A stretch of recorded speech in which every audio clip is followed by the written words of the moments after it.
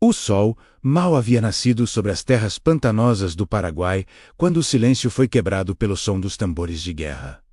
Em Sapucaí, homens marchavam sabendo que poucos voltariam. Ali, longe dos grandes livros de história, o Império do Brasil enfrentaria mais uma prova de fogo na Guerra do Paraguai. Este combate, muitas vezes esquecido, revela a verdadeira face do maior conflito da América do Sul, uma guerra travada não apenas em grandes campos de batalha, mas também em trilhas lamacentas e pântanos mortais. Hoje, vamos desenterrar a história do combate de Sapucaí, um dia de sangue, fogo e coragem, que testou os limites dos soldados do Império. Para entender Sapucaí, precisamos voltar a 1866.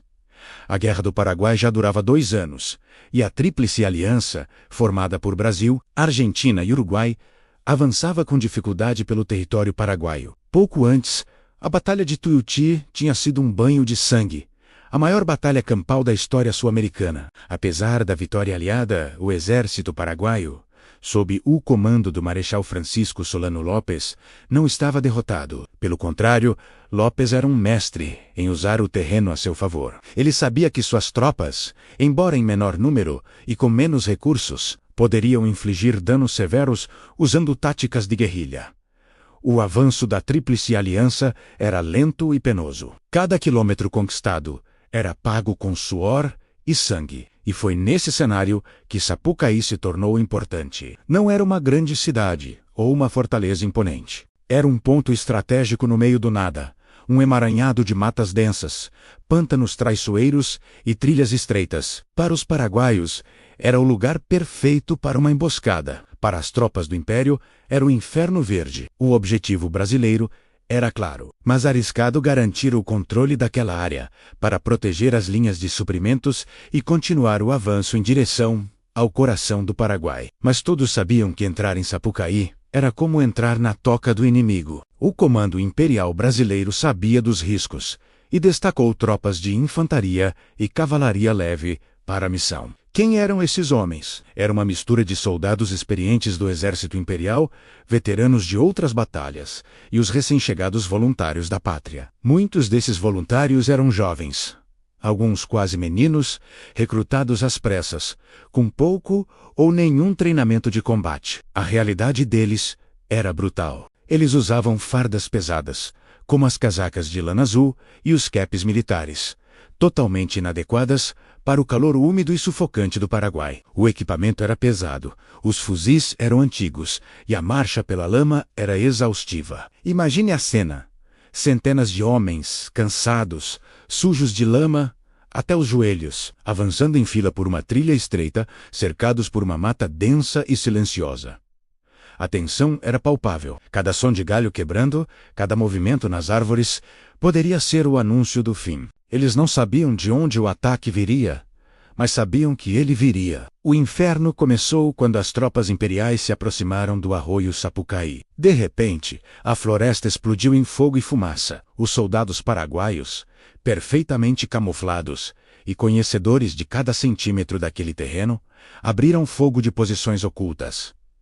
O elemento surpresa foi devastador. A vanguarda brasileira foi atingida em cheio, e a ordem da marcha se desfez em caos. O que deveria ser uma operação de reconhecimento se transformou em uma luta desesperada pela sobrevivência. O combate não era como as grandes batalhas de campo aberto.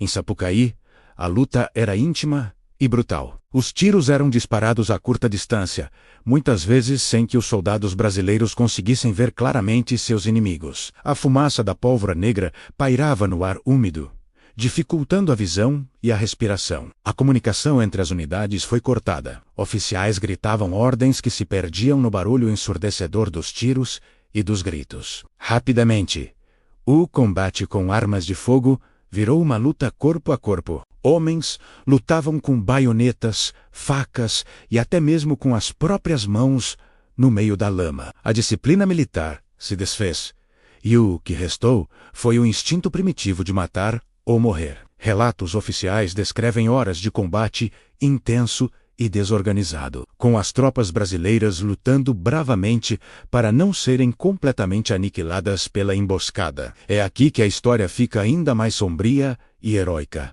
Longe dos relatórios militares, que muitas vezes são frios e focados em números. Existem as histórias não oficiais, passadas através de cartas de soldados ou relatos de veteranos que sobreviveram. Essas histórias nos dão a dimensão humana da tragédia. Uma delas fala de uma emboscada silenciosa, onde um destacamento inteiro de soldados brasileiros teria desaparecido na mata. Cercados por guerreiros paraguaios, que se moviam como fantasmas, eles teriam sido eliminados antes mesmo de terem a chance de disparar um único tiro. Outro relato, que se tornou uma lenda entre os combatentes, fala de um jovem oficial brasileiro. Mesmo depois de ser gravemente ferido, ele teria se recusado a recuar. Com a espada na mão, ele avançou sozinho contra as linhas inimigas, criando uma distração para que seus homens pudessem se retirar em segurança. Ele sacrificou a própria vida para salvar a de seus soldados. E há também as histórias do Pântano da Morte. Muitos soldados, feridos durante o combate,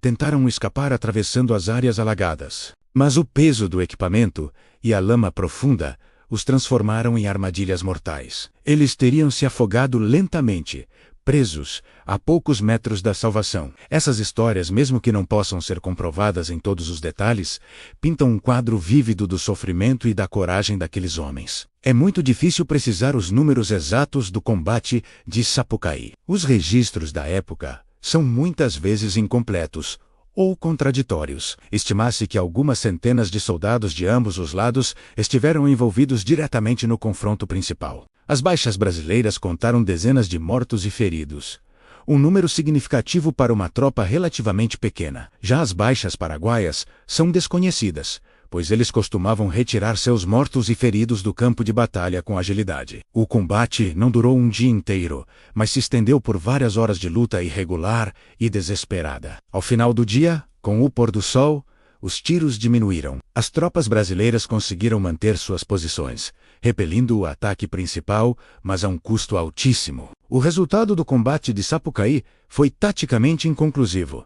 Ninguém podia declarar uma vitória clara. Os brasileiros não foram expulsos, mas também não conseguiram uma vitória decisiva. No entanto, o impacto psicológico foi devastador para as tropas imperiais. A batalha reforçou a dura realidade de que a guerra no Paraguai não seria vencida apenas em confrontos grandiosos como Tuiuti. Ela seria uma guerra de atrito, travada em pequenos combates brutais e esquecidos como o de Sapucaí. Cada passo em território inimigo seria comprado com vidas. Sapucaí mostrou a incrível capacidade de resistência do exército paraguaio e a dureza de uma campanha onde a própria natureza era uma inimiga mortal. Qual é, então, o legado do combate de Sapucaí?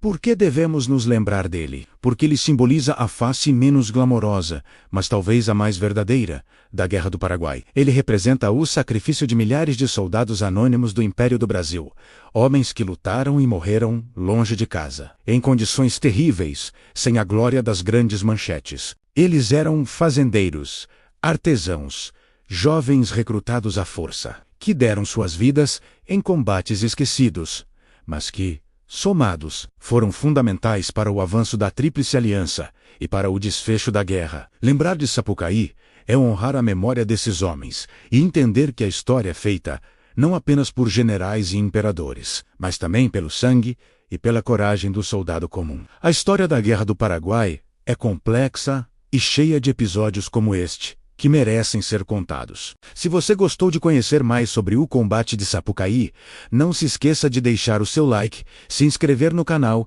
e ativar o sininho para não perder nossos próximos vídeos. Sua participação é fundamental para continuarmos resgatando essas histórias incríveis do nosso passado. Muito obrigado por assistir e até a próxima.